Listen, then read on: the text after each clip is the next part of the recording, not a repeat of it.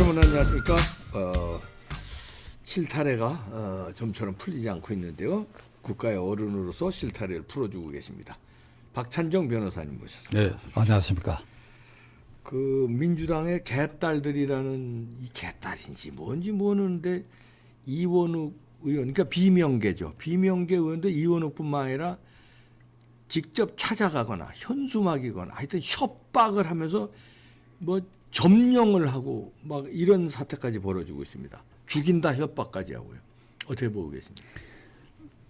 이게 친명계 이재명의 홍위병들입니다. 그렇죠. 홍위병. 알고 보니까 개딸이라 그래서 여자 젊은 사람만 있는 게 아니고 나이 든 사람도 있고 중년층도 있고 그런 것 같아요. 네. 그게 한 5천 명인가 뭐 이렇게 추산된다고 하는데 그들이 이제 윤영찬 의원에 대해서는 벌써 지난달부터 그 지역구 사무실 그리고 집 앞에 현수막 치고 스피커를 틀어놓고 너 국회의원 사퇴하라. 왜 이재명 대표를 공격하느냐. 네. 그러니까 견디다 못해가지고 중앙당에 이 당원들의 행동을 중지해달라. 윤영찬 의원도 마음이 고운 사람 같아. 그거 형사 고발을 해야지 당원의 이런 이 행태를 중앙당이 막아달라. 아이고 중앙당이 누군데 당 대표가 이재명인데 그러니까 이재명 똘마니들이 하는 건데. 여론에 호소하는 방법으로 그랬다고 치고 예, 그다음에 안통하죠. 예. 그 뒤에 점점 과격해져 가지고 친 이재명계가 아닌 그러니까 친 이낙연계 네. 얘들은 이게 친 윤석열이다. 그러니까 이게 수박이다. 네. 겉만 더불어민주당이지 속은 토착 외구 윤석열계라는 거예요. 토착 외구가 왜 나오는지 나는 알 수 없어. 그리고 사진을 한 10명 걸어가지고 이게 살해하겠다. 네. 마지막 총알이 하나 남았다. 네. 이런 걸 곳곳에 걸개 그림을 걸고 그러니까 거기까지는 뭐 무덤덤하게 이게 모두 봤는데 드디어 그저께 국회 군내의 의원회관 사무실 쳐들어갔습니다. 내에 이원욱 의원 사무실 그 앞에서 진을 치고 피켓을 들고 성토를 하고 자백해라. 이재명 대표를 지지한다고 말해라. 드디어 문을 따고 들어가가지고 그 의원실을 점령해가지고 네. 왜 이 방에는 이재명 대표님의 사진이 안 걸려 있느냐. 김정은 그러니까 이재명 대표가 그 사람들에게는 이 기독교 신자 입장에서는 예수님 수준이지. 네. 북한식으로 말하면 수령님이죠. 수령 김정은이지. 수령은이죠. 김일성, 김정일, 김정은 사진 걸듯이 왜 사진이 없느냐. 이래가 장시간 난동을 부리고 협박을 하고 그 순간에 이원욱 의원은 없었던 것 같아. 있었다면 아마 넥타이도 풀고 육체적으로 물리적 압력도 나는 가해서로 추정되는데 자, 요 일련의 일이 이게 의회 파괴고 그다음에 정당법에 규정되어 있는 정당 질서도 파괴하는 것이고 이것은 결국은 헌법 파괴 행위야. 헌법에 무슨 파괴 행위냐. 정당조항 8조를 파괴하고 있어. 정당의 조직 목적은 민주적이어야 하고 국민의 정치사를 수렴할 필요한 조직이어야 되는데 민주당은 지금 나타난 이원욱 의원 점거 폭력 협박 사태에서 이건 완전히 이재명 당이다. 그러니까 민주적으로 운영되는 게 아니다 하는 걸 분명히 얘기해. 그러니까 이게 누적되어 있다. 그러니까 이건 정당 해산 사유에 해당해요. 정당 해산 사유인데 이건 대통령이 헌법재판소에 제소해야 되는데 지금 대통령 그걸 할 수 있는 뭐라 그럴까? 또 이런 처지도 아닌 것 같고. 왜 이렇게 아니 대통령이 무법 질서로 만들어 놓는데 국민들만 법 지키라고 그러고 지들은 법을 다 이렇게 깡그리 무시는데 가만 놔두면 되겠습니까?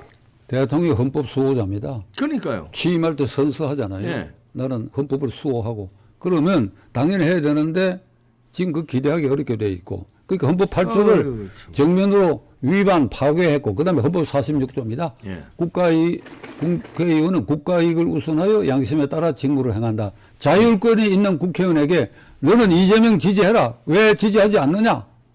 너는 살아야겠다. 헌법 46조를 파괴하고 있지요. 헌법 위반도 되지만 아니 법률적으로 처벌 근거가 있지 않겠습니까? 상식적으로 헌법에 그 헌법 위반 행위를 처벌하는 건 없고 실정법으로 실정법에 지금 특수공무집행방해가 명백한 겁니다. 명백하죠. 특수공무집행방해. 다중이 모여가지고 다중의 힘을 앞세워가지고 직무를 집행하는 공무원인 국회의원을 폭행 협박한다. 요게 딱 떨어지는 구성요가 딱 떨어지는 이원호 의원실 점거한 이 사태는 이게 현행범들이요. 아니 그러면 잡아 넣어야 되는데 왜 그걸 오늘 제가 소리가 안 여기 됩니까? 오는 이 순간 뉴스를 챙겨봤는데 오늘이 만 3일째입니다. 네, 아무 조치가 없어요. 아직 없어요. 경찰도 움직임이 없어요. 그 국회의사당을 관할하는 게 영등포 경찰서인데 아무런 움직임도 없고 경찰청장, 서울경찰청장, 그다음에 본부 경찰청 움직임이 없고 검찰공안부도 있는데 검찰총장, 서울지검장 움직임이 없고 그거는 관할이 남부지검장 네. 움직임이 없어요. 그래서 나는 검찰총장과 경찰청장이 직무유기하고 있다고 봐요. 그러네요. 직무유기하고 있어. 직무- 그 당연히 현행범으로 특수공무집행방해로 형사사법 처리를 해야지요. 네. 그런데 문제는 오늘 아침 뉴스를 보니까 홍영표 전 원내대표 부천 예. 출신이 이거 해도 너무한다. 이러니까 이재명 대표가 응답이 싱글싱글 웃으면서 희죽희죽대던데요? 우리끼리 이걸 통합해서 잘 지내자. 희죽희죽 놀려요. 즐기고 있어. 예. 그러니까 이거는 명시적 또는 묵시적으로 이재명이 지시한 일이니까 예. 특수공무집행방해에 공모 공동정범 꼭대기에는 이재명이가 있다고 봐야 돼요. 주범 아니죠, 주범. 이재명이까지 공범으로 입건해야 돼. 이게 이거 주목이니까요. 예. 대한민국이 어쩌다 여기까지 됐느냐. 아니 그러게요. 아니 법치 세워달라고 윤석열 현상이 일어났고 윤석열 대통령이 드디어 됐는데 아니 이렇게 법을 이렇게 무력화시키는데 뭐 방법이 없습니까? 법치가 없어졌어요? 어디 이재명 한 놈 때문에. 75년 우리 헌정사에 이런 야당 대표가 없었고 없었죠. 또 이런 야당이 비주류, 정당에는 주류 비주류가 있기 마련이죠. 네. 국민의힘당에도 주류 비주류가 있지 않습니까? 네. 있기 마련인데 주류 당권을 진 자와 그 당권을 진 상징인 대표가 비주류에 대해서 자기들 친근한 지지 세력을 동원해가지고 비주류 의원들을 이렇게 압박을 가하고 살해 위협을 하고 의원실을 점거하고 처음 있는 일입니다. 이거 절대 그냥 넘어가면 안 됩니다. 이원욱 의원실 점거 폭동 협박 사건은 그 앞에 단계적으로 있었던 윤영찬 의원에 대한 협박 사건 그리고 살해 위협을 하는 프랑카드를 건 이 모든 행위를 집합해가지고 이거 사법 처리하지 않으면 이제 유권자도 협박할 거예요. 유권자도 그럼요. 협박할 거예요. 아니 이거 무법천지로 왜 그냥 방치하죠? 이게 이렇게 되면 개딸들이 인요한도 협박할 거예요. 그럼요. 인요한도 협박할 거예요. 용산도 가만히 안 둘 거예요. 그러니까 이게 무법천지가 되어버린다고. 그런데 이 폭력이 경찰력으로 제지하기가 어려울 정도가 되면 계엄령을 선포해야 되는데 네. 그러니까 그 외형상 물리적 폭력 협박 행위가 그 단계까지는 이르지 않았지만은 네. 나는 국민 정신적인 정서적으로는 계엄령을 선포할 그런 정서적 상태가 되었다고 생각해요. 아니 그럼 그거를 일선 경찰에서 아무 조치 안 하면은 경찰청장 나아가서는 행안부 장관 경질해야 되는 거 아닙니까? 너희들 뭐 하고 있냐? 이거 이렇게 무법 질서로 만드는데 경찰력이 동원 안 되고 그러면 자격 없다. 경찰청장 아웃. 저 행안부 장관 아웃. 이렇게 해야지 뭐 질서가 잡히는 거 아닙니까? 이거? 국민의힘당이 그렇게 세게 나가야 되는데 국민의힘당이 지금 이게 무기력 집단화돼가 혁신위를 꾸려야 할 정도고 또 이 일을 대통령이 지시를 해야 경찰과 검찰이 움직입니까? 안 되지. 그렇게 되면. 이것도 대통령이 지시해야 돼요. 그 걔들 현행범으로 입건해서 사법 처리하라고. 아니 대통령 지시가 아니라 저기 인사권자니까 행안부 장관 경질해야 되는 거 아니에요? 니들 뭐 한 거냐? 불법 질서로 이게 한두 건이 아니잖아요. 최근에 여기 그러니까 계속 이렇게 왔으니까 행안부 장관 자질이 없는가 봅니다. 좀 물러나 주세요. 이렇게 하면 다음 행안부 장관은 정신 똑바로 차려서 할 거 아닙니까? 그리고 경찰청장 아유 자격 없어요. 야 당신 물러나 이렇게 해야 되는 거 아닙니까? 오늘이 금요일이니까 토일 지나면서 윤 대통령의 이 상황을 어떻게 정리하는지 좀 두고 볼 일인데 네. 경찰과 검찰이 사법처리 수순으로 들어가야 된다. 예. 이게 오늘의 제 주장입니다. 예. 대통령이 어떻게 하는지도 지켜보겠다. 네. 이 의회 쿠데타를 말하자면 정당 쿠데타를 이 이재명의 이 홍위병들이 하고 있는데 사법질서도 어떻게 보면 이재명이 사법 쿠데타도 하고 있는 거 아닙니까? 사법질서로 온갖 방해 공작을 해서 이렇게 해서 의회 쿠데타, 사법 쿠데타 이러고 있는데 이걸 가만 놔두면 이게 나랍니까 이게? 이 대표가 그 사법 구태타라는 용어를 아주 적절하게 잘 사용했습니다. 네. 이게 김명수 6년 동안에 김명수 키즈를 키워가지고 지금 서울중앙지방법원장 수석부장 부장판사들이 김명수 키즈에게 장악되고 그것은 곧 이재명에게 유리한 결정 판결을 내리도록 네. 이렇게 지금 장치가 돼 있어요. 지금 그 위에 올라타가지고 유창훈 부장판사의 영장이 기각되게 만들었고, 그리고 이제 곧 결론이 날 수밖에 없는 공직선거법 위반 사건. 네. 그거를 이제 무슨 경태, 무슨 태경 그 부장판사 이름이 예.